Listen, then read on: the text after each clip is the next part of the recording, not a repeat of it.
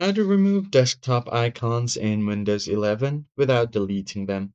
Hey guys, welcome back to the channel. In this tutorial, I'm going to show you a quick and easy way to remove your desktop items without actually deleting them. So let's just get right into it. Let's say if you have a lot of cluttered icons and shortcuts on your desktop, but you don't want to delete them because you use them regularly and want to hide them. Here's how you can do it.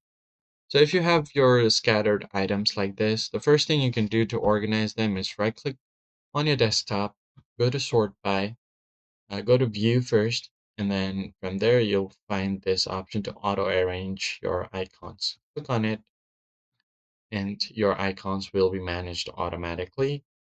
Then you can just right click on it, go to view again, and then this time you can just toggle this off that just show desktop icons. What it's going to do is basically hide all of the icons. If you need them, they're still there, but you just cannot uh, see them on your desktop. Now, if you want to bring them back, just right click again, go to view, and then click on show desktop icons.